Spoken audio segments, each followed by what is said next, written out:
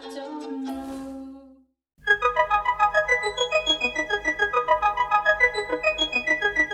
I just realized that Turkey really is a country of contrasts. Turkey, the country of contrasts. When I entered Turkey by bike a couple of months ago, I wouldn't have thought to have such contrasting experiences. The cultural approach to some subjects or stuff is just so different. But let's start at the beginning. I'm Giant Cheerio, a bicycle traveler exploring the world since 2021, and I'm currently on a mission to cross Turkey to reach Erzurum. What? Erzurum. What's so special about the city of Erzurum? Nothing actually, if you ask me, but I'm on a mission to pick up my visa for Iran. 800 kilometers, and we will start in one of the most touristic areas of Turkey, Cappadocia, and let's go.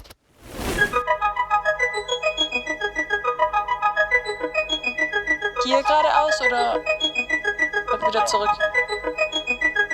I would say we're idiots, but yeah, maybe we are, but that's also, it's the adventure.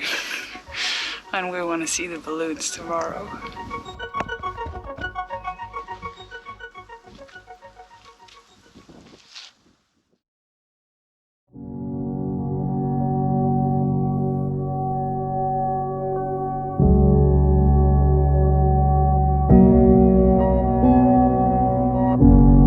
You wear me down. My actions won't be forgiven. When we first met, a simple text.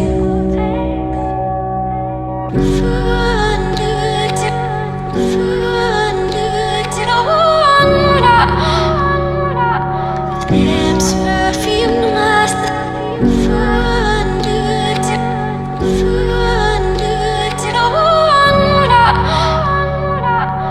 From Cappadocia, Timo and I decided to once more cycle together. We both want to go to Iran, we both have to pick up our visa in Erzurum, and we both can be a pretty good team. So, two solo travelers were now joining forces. Our first mission of the day was to restock our food. So we're going grocery shopping. We need a couple of things, and also we need coffee because we didn't have any coffee left this morning.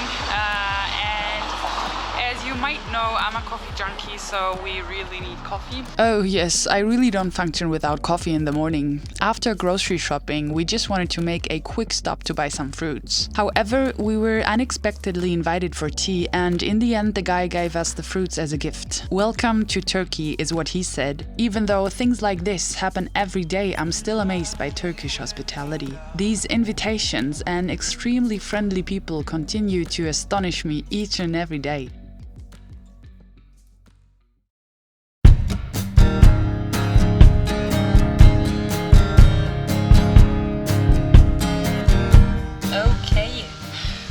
We're having lunch break here, and I still didn't check my petrol stop. Let's just see if this thing works again or not.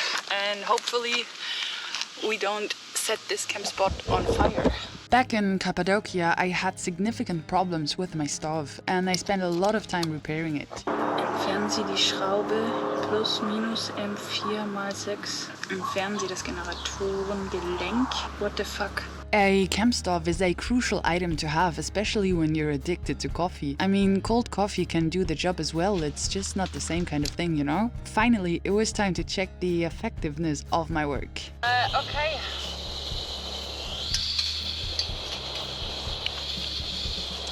Looks like this thing works again. Yes, that meant hot coffee in the morning. As we were pretty lazy that day, we just decided to call it a day and didn't cycle any further. And then, once again, in the middle of freaking nowhere, we were treated with Turkish hospitality. We decided to stay here at this wonderful camp spot. We just moved like 50 meters and came to this field. Yeah, so we spent the whole afternoon here. 22 kilometers. We were just about to set up our camp And then a farmer came and he just said, hey, hello and welcome, and he asked us if we wanted to sleep here on the field, and we said yes. And then he was like, oh, come over there, there's a carpet. So we're having a wonderful carpet, but we'll set up the tent anyway, just because we don't want any crawling animals or snakes or spiders inside our sleeping bags. So at least the inner tent.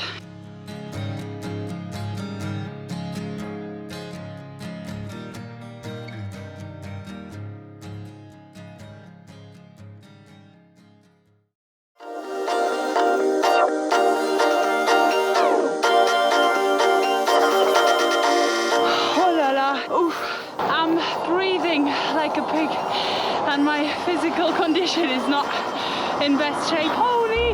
Timo is already far and further, but yeah, he's always waiting for me at some point.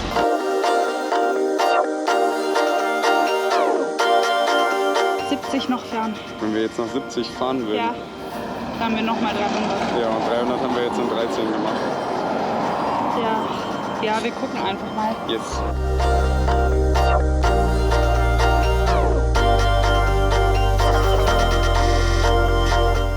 Perfect spot to have breakfast. We made 30 kilometers, 30 or maybe 40 already. And it's breakfast time now because we didn't have breakfast this morning, and so it's porridge and bananas, just the usual thing. Actually, I didn't really talk about our mission. I have a very exciting announcement to make. Timo and we are on our way to Iran. It's only 1,500 kilometers to the border of Iran, and we have to pick up our visa in Erzurum, which is a city in northeastern Turkey. And so we're on our way to Erzurum now. It's 700 kilometers. Yes. So 700 kilometers. We'll pick up the visa, and then we will go to Georgia and Armenia to cross the border to Iran in Armenia. Unfortunately, we can't go straight from Turkey to Armenia because the border is closed and you can't just pass through. So yeah, now it's Turkey, Georgia, Armenia, and then Iran. And for now, the plan is just to go as far as we can get. As far as we can get. That was the plan.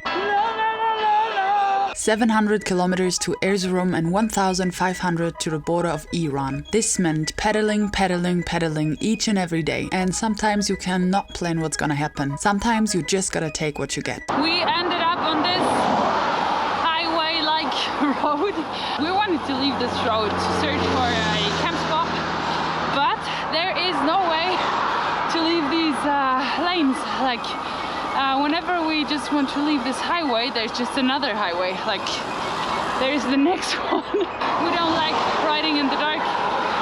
Hopefully we'll just find a spot within the next 5 kilometers. We didn't find a spot to pitch the tent, so it was time to turn on the lights to continue cycling until we finally managed to reach a place where we set up our camp and hit the sheets.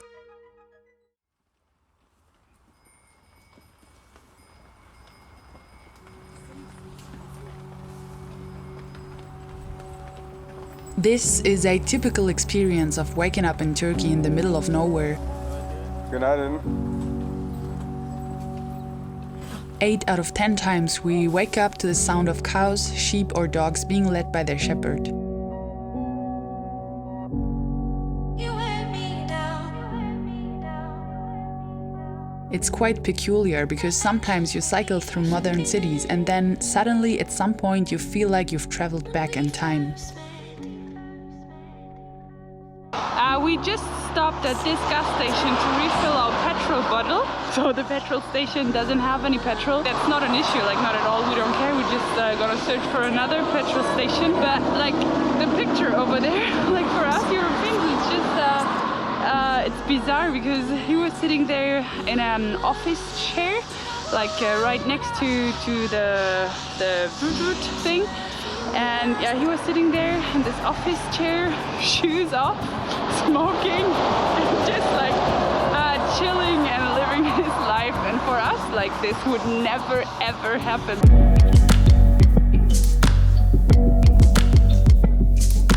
Little by little, you wear me down.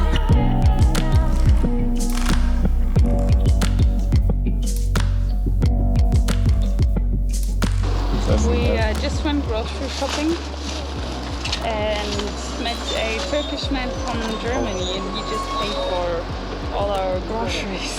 It's yeah, super impressive. We don't know what to say. Danke dir, ciao. And then one thing led to another. We wanted to sit down for breakfast and the unexpected began to unfold. At first, someone kindly handed us a massive plate of food. 3 minutes later, more people joined us, engaged in pleasant conversation. Then another man joined the group. He was from Syria and invited us to share coffee at his home. We accepted his invitation. Google Translate became our best friends, helping us to bridge the language gap. When we mentioned our need to continue cycling to find a camp spot, he offered us a place to stay for the night in his house. So we stayed, and in the process we encountered what some might call a culture clash. I stayed with the women, sharing their stories, preparing food and discussing their way from Syria to Turkey. We talked and shared our thoughts, but at times I found myself uncertain about the proper etiquette. Everything felt unfamiliar to me. I didn't capture much footage as I wasn't allowed to film the women. I didn't see Timo throughout the entire day as men and women spent their time separately. Honestly, I didn't quite get who was permitted to interact with the women and who was not, but as a woman I had the privilege of their company. We were welcomed with open arms and our conversations were filled with mutual respect. Timo engaged in extensive discussions about religion and politics, but to be honest, I was hesitant to delve too deeply into those subjects, fearing I might come across as impolite. It's important to meet each other on the same page. It's not necessary to share the same opinion, but it is necessary to respect and tolerate each other, even though we might not understand each other's way of thinking and living. I have to admit that when diving deeper into some subjects, I found it challenging to maintain that respect. But let's not dive too deep into that. Despite the differences, we had a wonderful time, marked by respect and tolerance. It was a truly eye-opening day. So we took off this morning after the invitation of the family of Syria. And yeah, actually I still have to process our time there. Because yeah, it's just the lifestyles or the cultural approach to some subjects or stuff is just so different that it was the first time in my life that I experienced something like that, and that I had the chance to dive deep into a very different culture. Honestly, this is exhausting as well, but like it's very different to a physical exhaustion. And yeah, I really have to make up my mind, and I have to think a lot, and Timo and we have to talk a lot, and yeah, it was wonderful. It was really wonderful, and it was a day to learn, a day to see things, just a day to observe and get to know other cultures and people. As we continued our journey eastward, we couldn't help but notice the growing difference between the modern urban areas and the rural regions. It was here, in these remote regions, that we encountered people living lives very differently compared to our own. Like once more, I just realized that Turkey really is a country of contrast. A shepherd came with a horde of sheep. I don't know how many, 200, 300. I don't know, he was staring at us as if he hasn't seen any people in his entire life. And he was really confused when we were using Google Translate to have a conversation with him. Like he was so confused, and he was staring at the phone, and he didn't want to talk to the phone. And yeah, it's really, it's weird. And we were trying to ask if he's out here with the sheep each and every day, but he didn't really answer. But he asked us if we wanted to buy some sheep. Yeah, we don't need any sheep. As if we're from two different planets. Like, our life has nothing to do with his life, and the other way around. It's really bizarre. The further east we go, the less common it became to see women on the road, and this shift left me with a strange feeling. Wearing my usual cycling shorts, I began to feel out of place, and my mindset started to change. With each passing kilometer to the east, the number of women we encountered decreased. It was a massive contrast to what I was used to, and I couldn't get rid of the feeling of being exposed as I was receiving a special attention. I didn't want to go anywhere anymore. I just wanted to stay in nature. Despite everyone being nice to us, I felt out of place. I felt like an outsider in a world that was once familiar. I missed seeing women and men sharing cafes, and I found myself wondering about where all the girls were. Most of the time we saw boys playing outdoors. Day by day, the cultural differences and the influence of religion became more apparent. I was glad to have Timo by my side, even though I didn't initially want this companionship, because I started to feel dependent on Timo. And that made me feel small and incapable. During these weeks, I really was into reflection and introspection. It became clear that this trip was no longer about me. It was about the people we encountered along the way. It was about exploring the unfamiliar and trying to understand the perspectives of those in distant corners of the world. It was about learning from others and offering the gift of my time, because most of the time is all I had to give. In the end, we successfully obtained our visas, which was another milestone of the trip. So now we'll go further and further. We'll go as far as we can get.